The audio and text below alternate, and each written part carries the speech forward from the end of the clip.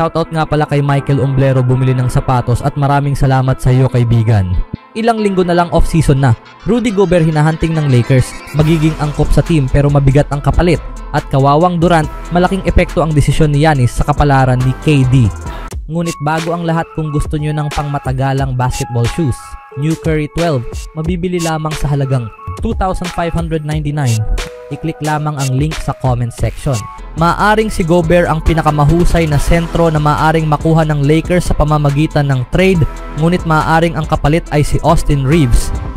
Nababanggit si Reeves sa mga chismis ng trade ngayong off-season, pero nagkaroon siya ng breakout season ngayong taon at hindi magiging madali ang pakikipaghiwalay sa kanya. Trade proposal ng Lakers para kay Rudy Gobert. Makukuha ng Lakers, Rudy Gobert, Josh Minot. Makukuha naman ng Timberwolves, Austin Reeves, Gabe Vincent, Maxi Kleber.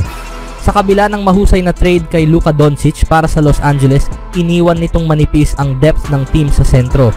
Napilitan silang gamitin si Jackson Hayes, isang career backup, at mga forward na sina Rui Hachimura at Jared Vanderbilt sa position 5 sa playoffs. Sa huli, ito ang naging dahilan ng kanilang pagkakatanggal sa unang round laban sa Timberwolves.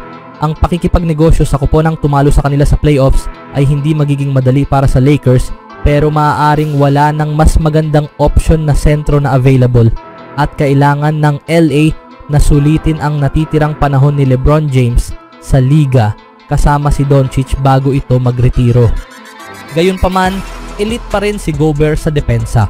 Ang 4 na beses na Defensive Player of the Year ay isa pa rin sa pinakamahuhusay na rim protector sa NBA. Sa huli, ang kailangan lang talaga ng Lakers ay isang malaking katawan na makakakolekta ng rebounds at makakapuno ng espasyo sa ilalim ng basket. Ang pagbitaw kay Reeves para sa ganitong papel ay magiging isang napakahirap na desisyon para sa Lakers. Sa katunayan, ang dating undrafted guard ay nag-average ng 20 puntos kada laro nitong nakaraang season. Maaaring mas magaling naman lalaro si Reeves kaysa kay Gobert sa kasalukuyan at mas maganda rin ang trajectory ng kanyang career. Pero maaaring ganito na talaga kadesperado ang LA para isaalang-alang ang trade na ito. Ano ba ang mga plano ng Timberwolves kay Rudy Gobert matapos ang pagkatalo sa postseason?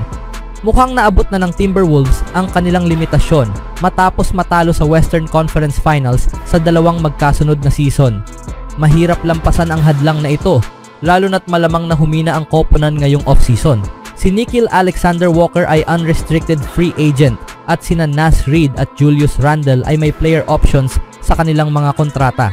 Bagamat gustong ibalik ng Minnesota ang lahat ng ito, partikular sina Alexander-Walker at Reid, mukhang nakatakda na silang maghanap ng mas malaking kontrata sa open market.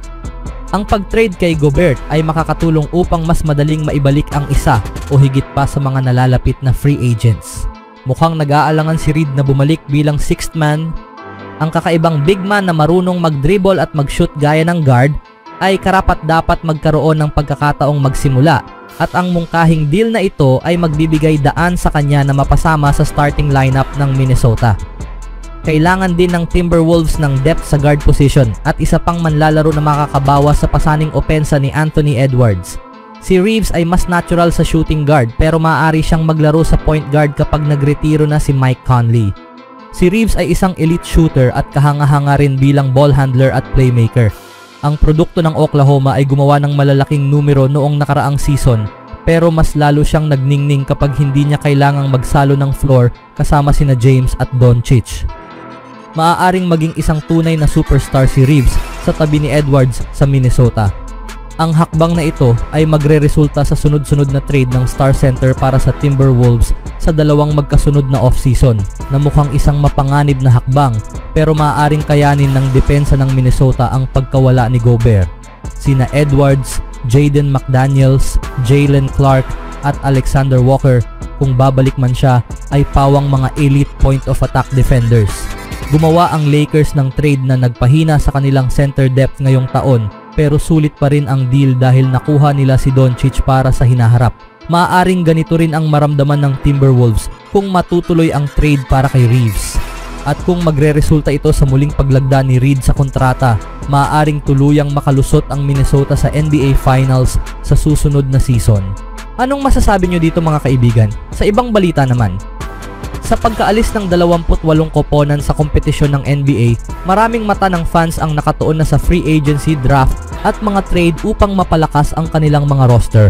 Bagamat mahigit 3 linggo pa bago ang draft at 1 linggo pa bago ang free agency, hindi iyon naging hadlang sa mabilis na pag-ikot ng mga chismis sa NBA. Gayunpaman, maaaring kailanganing maghintay ng may pasensya ang mga fans bago may mangyaring aksyon. Ito ay dahil si Giannis Antetokounmpo ang unang domino na kailangang bumagsak sa free agency. Hindi pa siya nakakapag-usap sa front office at malamang pati sa ownership ng Milwaukee upang magkasundo ukol sa kanyang kinabukasan. Anuman ang kalabasan, lahat ng ibang galaw ay naka-hold habang hinihintay ang kanyang desisyon. Ito ang tinalakay ngayon ng mga NBA insider na sina Mark Stein sa kanyang pinakabagong post sa Substack. Patuloy ang inaasahan na makakarating si Durant sa trade market ngayong off-season, pero maaaring hindi ito mangyari hanggat hindi malinaw kung mananatili ba si Giannis Antetokounmpo sa Milwaukee o hihiling ng sarili niyang trade. Simple lang ang lohika dito, ang mga koponang posibleng interesado kay Durant na 37 taong gulang na sa susunod na season ay mas gugustuhing makisali para kay Antetokounmpo na 30 taong gulang pa lamang at nasa kanyang prime. Hihintayin muna ng mga koponang ito ang galaw ni Antetokounmpo bago sila kumilos para kay Durant o ibang direksyon. Pero huwag masyadong siguruhin na itutulak ni Antetokounmpo ang kanyang pag-alis mula sa Milwaukee. Malamang nagagawin niya ito pero hindi ito garantisado.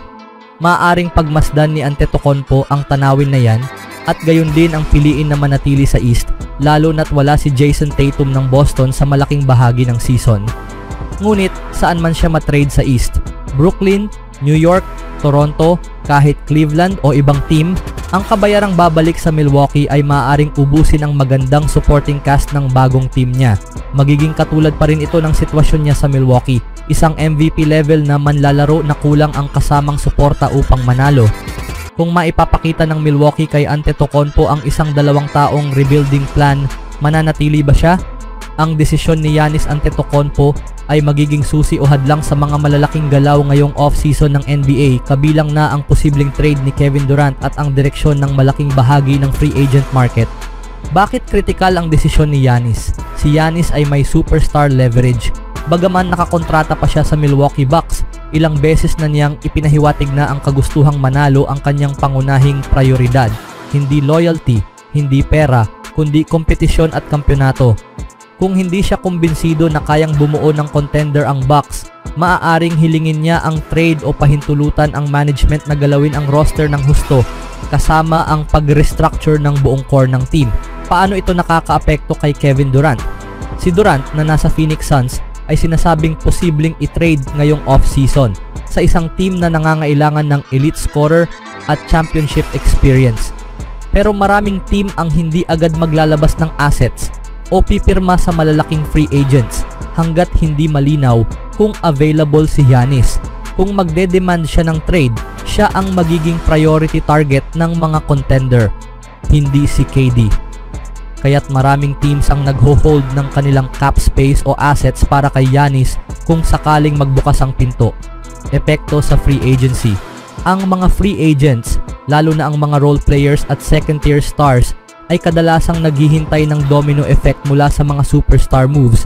Kapag gumalaw na si Giannis o kumpirmado na mananatili siya, doon lang maglalabasan ng offers at contracts ang maraming teams. Nanganganib na ma-hold ang buong market, lalo na ang mga teams na may cap flexibility pero nag-aalangan kung saan ilalaan ang resources. Anong masasabi nyo dito mga kaibigan?